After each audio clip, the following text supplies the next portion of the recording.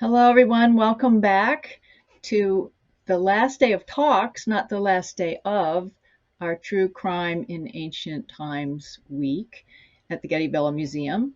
I'm really happy again to be still hosting these talks, which are really fun. They're all about antiquity and they're all about what we do all the time. Um, my name is Shelby Brown. And we're going to be recording this and we're going to be posting, and already talks are being posted on the webpage where you signed up. Instead of seeing register, you will see watch. And as you have questions pop into your mind, please put them into the Q&A panel and we'll get to them at the end of this talk. And I'd like to jump right into introducing Judith Barr and explain just a little bit about her before she starts to do her wonderful talk on monsters. She's been at the museum since 2015 as a member of the Antiquities Department. She has a BA in Classical and Near Eastern Archaeology from Bryn Mawr College and a master's in Classical Archaeology from the University of Oxford. And she is especially interested in provenance research and figuring out how everything got to us. Her research focuses on the history of the Getty's collection, and she has co-developed the Provenance Research Collecting Histories as a course for the museum in association with Johns Hopkins University. And today she will be talking to us about the monster in the mirror. She gives wonderful tours at the Getty, and one of the tours she gives is about bizarre beings, and that's her focus today. Take it away, Judy. So good morning, everyone, and welcome. Today I am, as Shelby mentioned, so excited to talk to you all about monsters. So I'm hoping we all take a moment right now just to think about what being a monster really means. Can you picture a monster? So maybe it's a monster from the ancient world, maybe it's a monster from today. You can think about seeing monsters on toys, in movies, tattoos, anything at all. We still encounter monsters and monster stories everywhere in today's world, even if we maybe frame or think about their stories a little differently. What kinds of ways do we depict these monsters? And something to keep in mind as we explore the monsters of the ancient world, is being a monster something intrinsic? Or can sometimes it be about the way one acts? In other words, I hope we consider what makes a monster and the monstrous from the ancient world until now. But I promised a monster in the mirror, so here's where we'll start. Meet Medusa. If we were standing in front of this object in the galleries today, you might be surprised at its size. This is a bronze hand mirror, so it's something small and it's relatively delicate. What would it be like to hold this, do you think? What would it be like to come across this in an ancient household setting? It's not quite 6 inches across, to give you a little bit of a sense of scale, but the monster it portrays is no less formidable for all of that. So what we're seeing, again, is the Gorgon Medusa. And the myth of the 3 Gorgon sisters and the terrible fate of one, Medusa, is a very old tale. So we have descriptions of Medusa and her 2 sisters stretching back into the 8th century BC, hundreds of years before this mirror was made. So we're talking about a story that's already thousands of years old today. And Medusa's head, the Gorgoneon, like this, is already placed on Athena's breastplate and is seen in Homer's Iliad. So we know that the story itself must be even older. In the earliest preserved versions of the myth of Medusa, she and her 2 immortal sisters are dreadful and unspeakable. They're shown as monsters bearing snakes with large eyes, boar tusks, and wings. With the aid of a shield as a mirror, the hero Perseus cuts off Medusa's head for King Polydectes of Seriphos in a quest to aid his mother. And from the blood in Medusa's neck actually comes 2 further monsters that you might have heard of, the giant Chrysaor and the winged horse Pegasus. And as I mentioned before, Medusa's decapitated head becomes a protective decoration for the goddess Athena, which ends up being placed on her aegis, and which you'll often see in many statues of the goddess. So if you find yourself in front of an Athena, you should always take a closer look. True crime might not be the first thing that comes to mind when considering ancient Greek myths like the story of Medusa. But to me, this story certainly raises a lot of questions. We're supposed to cower at this ferocious sight. You can see her wide, staring eyes. You can imagine the snakes in her hair flickering in the lamplight. Her animal-like tongue is lolling out over her bared teeth. And brandishing Medusa's head for protection works for Perseus, right? And it works for Athena. And by holding up this mirror, you're making it work for you too. So you can imagine that you'd be facing the mirrored polished side on the inside, and then Medusa would be facing away from you. So evil spirits would be sure to stay away when facing down this awesome sight. But what was Medusa's crime? Why was she killed? Is it simply for being a monster? Medusa's gaze notoriously has the power to turn men into stone, but she's doing nothing to Pericles himself before he comes to hunt her. Her head is really solely a sort of means to an end for him. And honestly, it's a murder for which he's well rewarded. It becomes part of his heroic journey. But let's take a closer look at Medusa here. So here we're sort of zooming in so you can see some of these very tiny, wonderful details.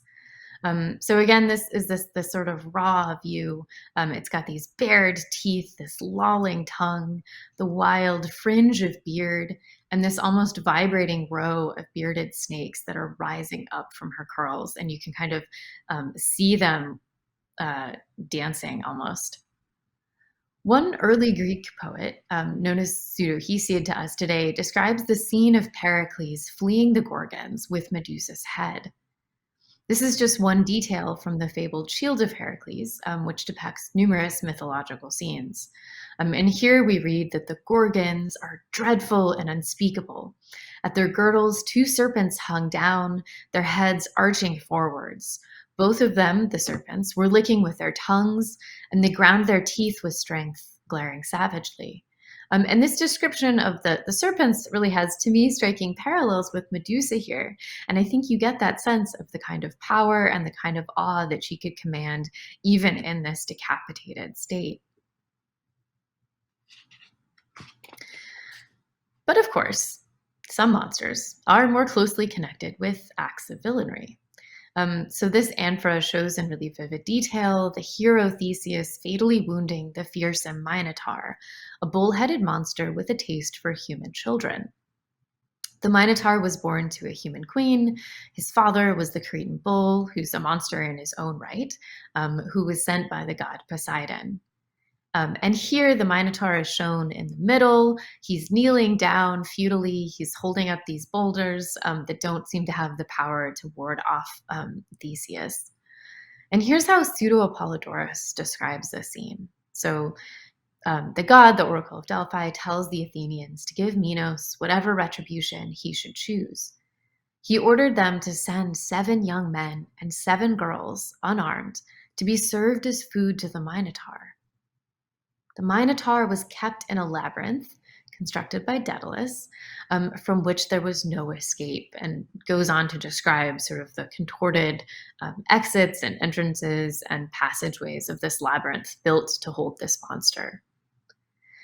And for killing the Minotaur and the Minotaur's father, much like Perseus, Theseus gets described as a hero.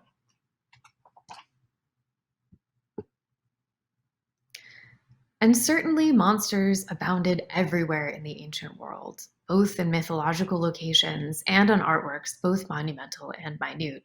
And I want you to think again about the places we encounter these monster stories, right? Is it on a billboard for a movie? Is it on a tattoo? Is it in jewelry? Here, on this small fragment of an Apulian mixing bowl, we can see the ferocious monster Skilla. Skilla lurked in a narrow strait by the fearsome whirlpool Charybdis. So she's one of those tales that sailors would be particularly wary of. And it's here that she hunted for dolphins, for sharks, and yes, unlucky sailors. But Scylla isn't always depicted or described like this. In Homer, Circe warns Odysseus that inside lives Scylla, yelping hideously. Her voice is no deeper than a young puppy's, but she herself is a fearsome monster. No one could see her and still be happy, not even a god if he went that way. She is 12 feet all dangling down, 6 long necks with gristly head on each of them, and in each head a triple row of crowded and close-set teeth, fraught with black death. In this much later pottery fragment, so we're skipping forward in depictions of Scylla several hundred years, Scylla is really shown as half human. So she has this beautiful face, sort of her hair is pulled back in a bun. She's this feminine torso that we can just about see on the left starting to turn into a scaly sea creature. So even though we can't see the rest of the monster, there's enough of an indication that what we're seeing isn't totally human. And there's a ring of these barking, yelping dogs that are sprouting from the joint, and you can kind of see their paws arcing forward. There's also an unwary small dolphin off to the right, who I certainly hope is able to swim off very soon. And even though we don't have the full context of this scene, we don't know everything about the mythological scene this was designed to represent, I think it's safe to say that whatever was happening, Scylla is not a good sign. Scylla is not a monster that you want to encounter in any shape or form.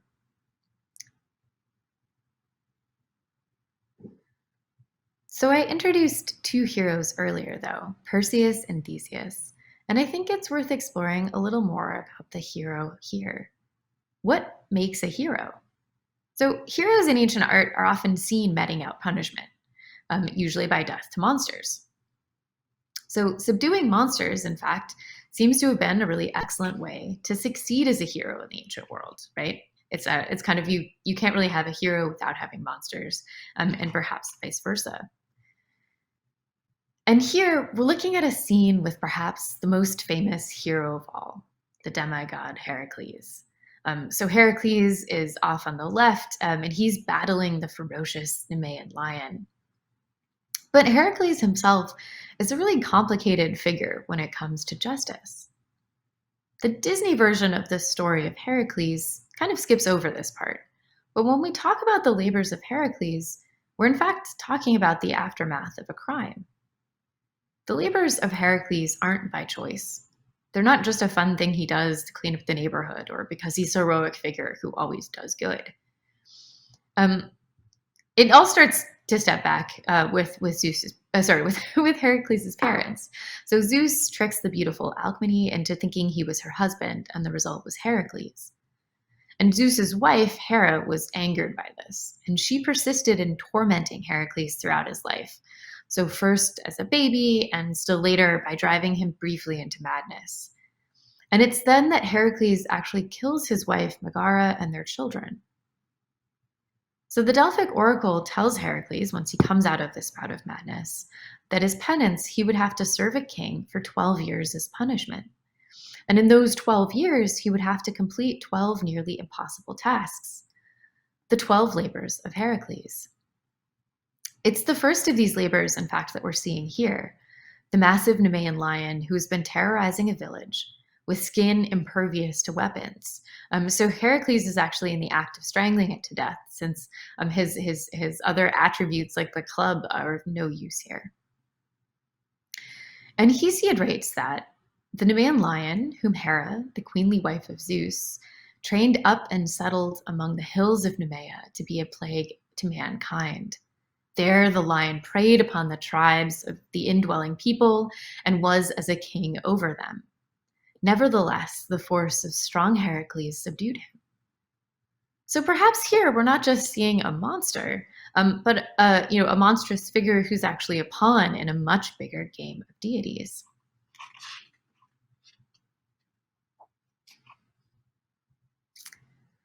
But I want to return now back to Medusa and the complex ways of privileging heroes in the narrative. So here we're looking at this wonderful kyathos, this wine ladle. And you can see that here Medusa and her two sisters have really been released onto onto the ladle. And they're shown fully fledged as monsters. Their wings sweep to the sides as they flee Perseus, who's over in the left-hand side of the left image. And you can see his blade is at the ready. He has these winged boots. He's shown, sort of in the midst of this fearsome pursuit. This is, again, a relatively small object, much like the mirror. It was made for the Etruscan export market. So even these terracotta Gorgons would have traveled near and far from Athens. And you can imagine turning this ladle about, much like the mirror. Again, this is a small, delicate object that's designed to be handheld. It's designed to be seen and talked about. And handling it would really allow you to see and talk about and show off the full narrative on display. So when you see objects in a museum, we often have to pick one position to view them in. But these were objects that were meant to be seen and discussed and moved around. From every angle then on the ladle, the Gorgons fill the space, their tongues lolling and their hands open wide. And I'm particularly fond of this image of the Gorgons because I feel like it's really unapologetic about the monstrosity of these figures and about who they are. So we see here the colorful wings. There are these tiny, insistent four-tusked teeth peeking above the tongue, these muscular legs, and you can almost sense the ground of the Kaiathos trembling as they run. The Greek playwright Aeschylus wrote in Prometheus Bound, in a scene where Prometheus is warning a character about a treacherous journey, that nearby will be the three winged sisters, the snake-haired Gorgons, loathed of mankind, whom no one of mortal kind shall look upon and still draw breath. Such is the peril that I bid you to guard against. But again, this is really kind of a warning about not intruding on the land of the Gorgons, right? The Gorgons aren't attempting to terrorize. They're not attempting to leave their land. It's just a warning about these creatures who happen to live in this place.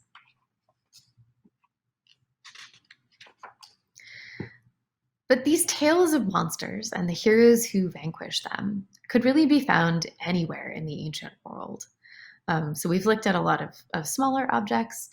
This is a marble Roman relief with designs on both sides, perhaps destined for display in the garden of a luxury villa. And so you can imagine kind of turning a corner and coming across this scene. And here, a mask of the head of Medusa falls off to one side on the left, almost propping up a mask of Perseus. And you can see he's got little wings in his hair. Below him, another sort of sea monster bares its teeth towards a mask of Andromeda, but that's really a monster for another day. Medusa, as shown here, is really hardly monstrous. This is far from the brazen wings and the gnashing teeth of the Gorgons on the ladle, and it's clearly the hero who's come out on top. So Medusa just has her mouth sort of ajar. Her hair is human-like. We don't get any sense of that kind of awesome presence that we saw in the mirror or on the ladle. Medusa's severed head actually becomes a convenient weapon for Perseus in saving Andromeda, who has been chained up as a sacrifice for the giant sea monster. Medusa's head, with all of its powers, still remains monstrous enough to kill, even after her death, and that's why we see it on so many decorative elements in the ancient world. So we see it used on not just mirrors, but also on jewelry, on funerary monuments, on monumental architecture, sarcophagi, all kinds of depictions of Medusa. And so monsters like Medusa, whatever their crimes, often had many faces throughout the ancient world. Like Skilla, Medusa undergoes an artistic transformation throughout the ancient world, throughout kind of the classical and the archaic periods. And you can see this in this much later Roman beautiful Medusa on the left, this silver roundel where she has just this very human face and this mane of human hair with just these two snakes that are poking out and are knotted under her chin. And her wings have shrunk. So those wonderful full-scale wings that we saw in the ladle have now become sort of just these almost decorative reminders of the old Gorgons. And on the right is a terracotta roof decoration that dates to centuries earlier than the silver piece. So again, a reminder of these kind of more monstrous, these kind of more animalistic Medusas. And you can see this also has those boar tusks and that fringe of wild beard. So, and earlier I talked about Medusa's role as a monster, but these different designs, the sort of transformation that Medusa takes on over time, the hundreds and hundreds depictions and stories we have of Medusa, let alone the stories we know we've lost, tell us that Medusa herself was a complicated figure and had lots of different takes during the ancient world as well. So the Roman author Ovid writes that Medusa is a beautiful maiden who's raped by the god Poseidon in Athena's temple. And as punishment for this violation, Athena actually turns Medusa, not Poseidon, into a monster with snaking hair. And is this not act of punishment itself not a little monstrous?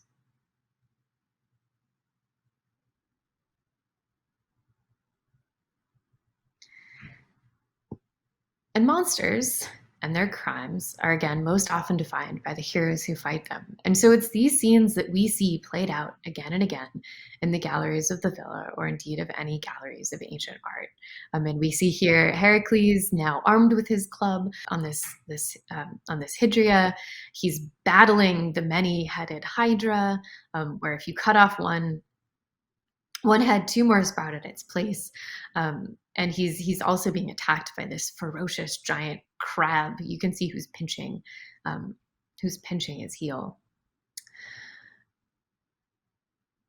And whenever you come across an ancient monster like this, I just hope you peer a little bit more deeply into the roles they play and who the narrative is really for. But with that said, I do think you should beware of hydras. Thank you. Thank you, Judy. You have a really nice little selection of images here to remind us of what the full scope is. Not even the full scope, just a wide range, both of media and of different monstrous beings. Do you want to do a quick reminder of what these are? Yeah, so I picked this. I mentioned before how many different guises and how many different roles we see Medusa playing. So we have Medusa on gems here.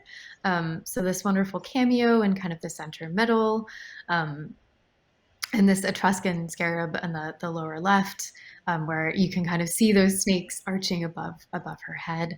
Skilla has returned, and the Minotaur. We have another Medusa in the bottom right, this time on a lamp.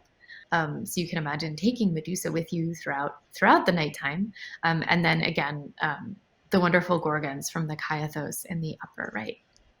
Before I start with questions, I just wondered if you could talk a little bit about the protective function of some hybrid beings, including Medusa, but not only Medusa, and what interests you maybe about that. I talk about this a lot on tours, but to me, the ubiquity of Medusa is really striking, right? This is a story and a kind of a symbol, the Gorgoneia, the decapitated head of Medusa, that we actually still see today, right? It's the logo for the House of Versace is a head of Medusa. So she's still serving this kind of protective format, right? So we see her helping protect Athena. She ends up on Athena's breastplate. And for millennia afterwards, that imagery of the decapitated head of Medusa continues to retain its power. And I think it's really striking that a lot of these objects, like the cameo, like the mirror, really put you sort of in the place of Perseus or in the place of Athena, right? You're taking the head of Medusa and you're using it to help protect yourself, much the same way that the heroes did, or that Athena did. And so if you have this cameo on you, or if you put Medusa up, in a funerary context, you are taking her powers and you're using them for yourself to help ward off bad things. So we did have a question about whether monstrosity could ever be a sign of good luck. So if you were wearing a Medusa and there wasn't an immediate thing you were trying to ward off, she would be a sort of general protection, right? It would work sort of like I don't know, like a warding beam. That's a really interesting idea because I often kind of compare her to the use of like evil eye beads, where it's sort of definitely this idea the warding off of bad things. But I'd never really considered sort of the good luck charm elements that we also see in amulets in the ancient world and today. Kind of like ancient rabbit. I don't know if there's an equivalent of like kind of an ancient rabbit's foot or if Medusa played that role. I think one of the things too I want to stress is that we don't know everything about the people who made this, the people who these objects were made for, the ways in which they served throughout their life. So some of these objects could have had many different functions or many different contexts and settings throughout their ancient lives. So I don't want to say for sure one way or another because we simply don't know. And that's, to me, one of the really exciting things about getting to study the ancient world is that we get to discover and we get to tease out all of these questions. So I'm sorry I don't have an answer, but I think that's a really great point. And if anyone has looked into that aspect of Medusa, I would love to hear more in the questions. And thank you as an archaeologist for saying that you don't know, because that it would be good modeling to do that when we don't know.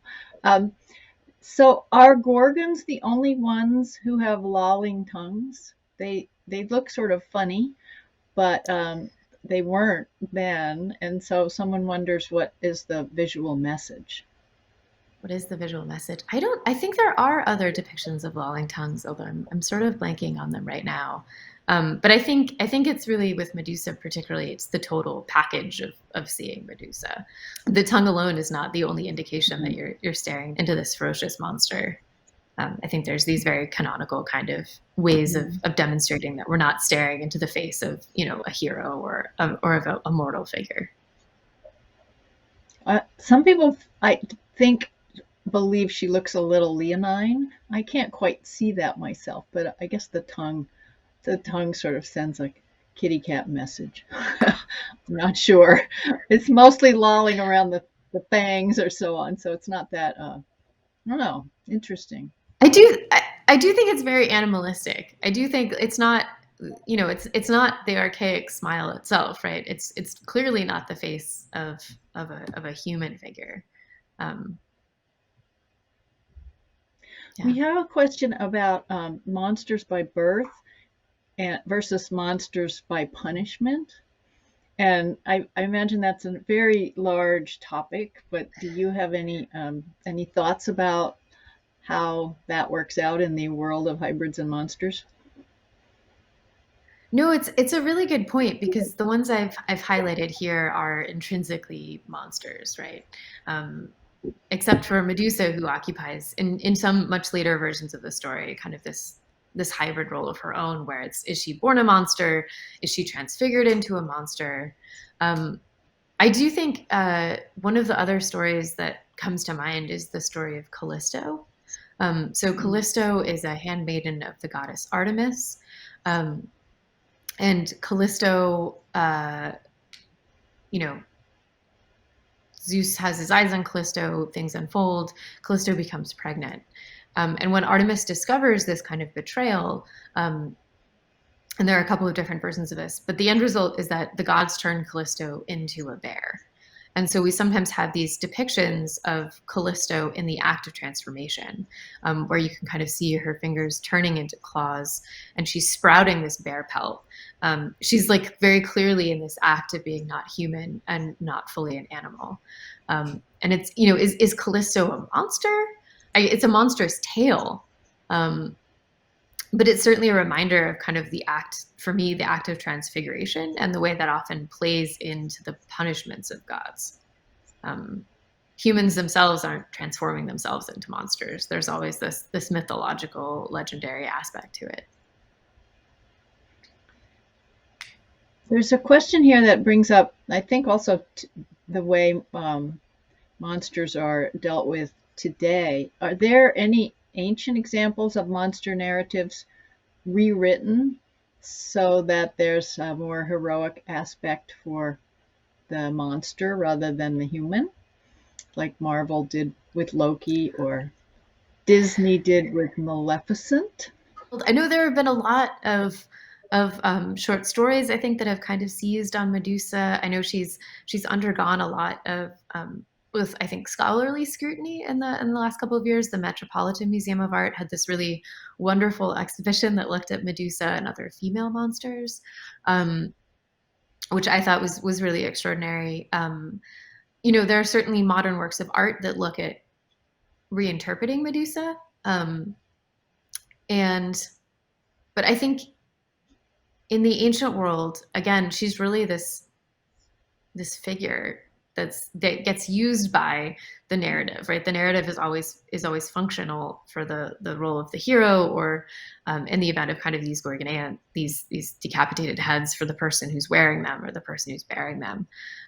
There's also that really wonderful retelling of Circe, I think, which is one really great example of kind of how people are looking at different figures in ancient mythology and rewriting it from their point of view. But I'm not sure anyone's taken that up from Medusa yet. Well, you could mention Christine, just from the sort of graphic novel arena. Right? I don't know if I was allowed to bring up, but yeah, I did an art break earlier, which will be available. That does sort of look at these different depictions of Medusa. So if you're interested particularly in Medusa, we'll have that available. And Christine Larson, who's this incredible illustrator, and I dive into the world of retelling Medusa's narrative visually today. There's a question about the origin tale of Medusa through rape, and how would that play out with objects of adornment, including for women? What is happening there?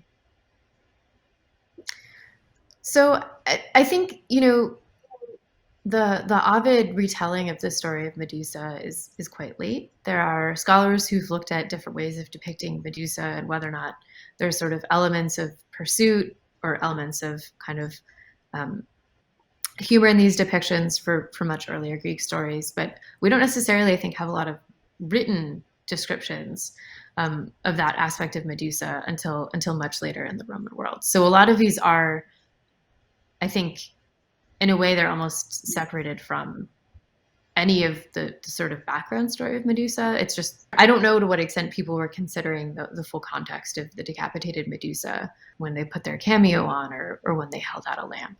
But I do want to reiterate that these are objects that stem from a really, really wide span of time. I think in today's talk, we've gone through about 700, maybe even 800 years of ancient depictions of Medusa.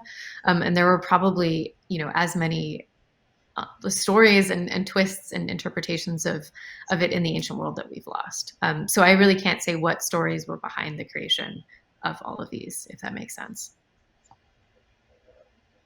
Is there possibly a humorous element to the mirror?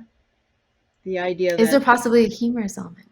A humorous element, the message that a woman's appearance is her asset, and not maybe to be monstrous or assert her influence, or just what do you think about that mirror as a symbol for a woman to have as she looks at her face?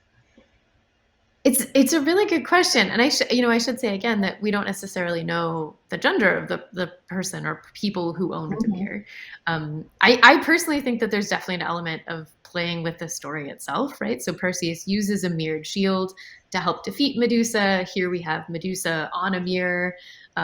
You can use the mirror to ward off evil, but you also use it. So I think it's like the physicality of the object is really playing into it. I don't know if there's kind of like a fairest of them all message. I'm not sure the extent what we can read that into it, but I don't think we should ever discredit the possibility that there were kind of this multiplicity of ways of reading these objects. I wonder if you can address how, or even whether, a percentage of human body parts affects the behavior or personality of a monster.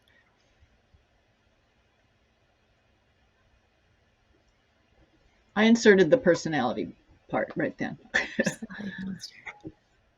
So many of these figures, sort of the the extent to which they're seen as human or depicted as being human really fluctuates throughout. So Skilla is shown as being in this Apulian fragment as much more human, but I don't think her actions are any less disturbing or violent than they were sort of when Homer is outlining, this kind of many-headed, writhing, writhing depiction of Skilla emerging from her cave.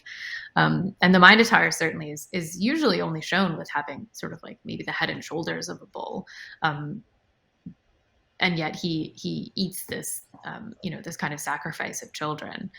So I'm not sure, I don't know to what extent sort of the amount of humans impact it. I think it's sort of more, what does it mean for there to be these hybrid figures, and kind of what then are the assumptions being made about the way they'll act in ancient myths? Do people really believe in these monsters, or is this just metaphorical stuff?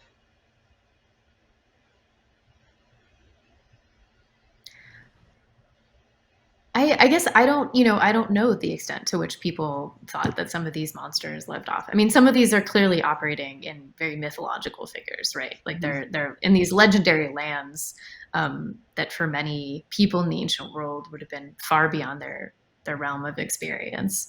And so at a certain point, is it kind of like, there be dragons? Like it's sort of immaterial maybe to you operating, like you're not necessarily going to come across the Nemean lion anyway. I think there are all kinds of different monstrous creatures in the ancient world, and maybe some of those, like, whether or not griffins, for example, might actually exist far out in the hinterlands, is a fun question to play with. But I think Skilla and Medusa and the Minotaur, they definitely occupy this kind of mythological realm, right? They intersect with real places, but I don't know that anyone was necessarily worried that, Medusa was going to come, sneaking around the corner. They're far away. If they're real, they're really far away right now anyway. Yeah. But I think it is true that their stories still have power, right? There's clearly an impact. There's clearly something fascinating about all of these tales. That's why we see them on so many different kinds of works of art. There's a question here that will resonate with you as someone who questions what heroes are doing in these stories, and it's a hard question though. What is the role of monsters in ancient society? So that's huge. What were they intended to illustrate qualities that were abhorred, and were they solely to give heroes a reason for being? I think this is a really fun question to play with, and it's something that I actually hope that all of you, when you explore ancient art, consider, right? Like, what comes first, the hero or the monster? Can we have heroes without having monsters? Can you have monsters that aren't necessarily associated with a hero or with a tale? I'm sorry, that was such a big question. Yeah. Big question. What was the first part again? The role of monsters in society in a general sort of way. I mean, I think all of these stories definitely have at their core, key concepts to take in mind. There's a lot of information here about, about the strength of the gods, about the role of people to gods, about sacrifices and offerings, and the way the gods react, and the way, so I think that there are certainly lots of different threads that would connect to society. I don't know if anyone is playing with the kaiathos and kind of seeing it as a depiction of like what to do or what not to do. I don't know if anyone is coming across the Hydria with Heracles and describing it as like here's a how-to about how to defeat monsters in your swamp. But I definitely think that there's elements to keep in mind, the same way that we use them for teaching today, right? What is the impact of these stories outside of simply the facts of the names of the figures and creatures in them? It's a great thing to consider. Well, it really is, because here they still are, and we're still talking about them, and it's been thousands of years, so there are probably many, many, many, many answers. I'm going to end with two questions that may interrelate and that are mostly about your personal preferences and opinions. So the first one, I'll say them at the same time in case you want to interleave your response. One is, how would you define a monster, just really simply, and what fascinates you the most about the ancient ones? And the second one is, who is your favorite monster? Absolutely favorite monster. Those are good, big questions. I'm going to tackle the second one first because I think it will be clearly obvious from this talk that I find the figure of Medusa fascinating. I think it's really exciting to see how many different permeations and permutations of the story of Medusa and depicting it. I think it's really, again, these are all objects that were designed by real people and that were designed for real people. And I think that's really exciting to consider. Who were these stories for? What were people talking about when they looked at this gem or when they looked at this kaiathos? We're creating the same environment of discussing these narratives as the people who originally held and made and, sold and bought these objects. Which I just think is really neat. And the first question? The other question is, how do you define a monster after all this, after all this thought? How would you define it, and what fascinates you the most about them? So when I talk about monsters on tours, I often ask people sort of what they think a monster is. Is it always animalistic? We have sort of human-shaped monsters. We have giants who do monstrous things, who are, again, kind of outside kind of the normal realm. But then you look at creatures like Pegasus, right? Pegasus is born from the drop of blood from Medusa's neck. Pegasus is clearly not a normal horse. Pegasus has wings. Is Pegasus a monster then? What chimerical aspects, what hybrid elements really is there a dividing line for being a monster? And two, a lot of these stories really have complicated elements of very monstrous acts, even if in the ancient world, maybe they wouldn't have been seen like that. So no, I don't know that I necessarily have one guiding view about what's a monster. But I think it's just exciting to see sort of in the context of these objects, why there are monsters at all.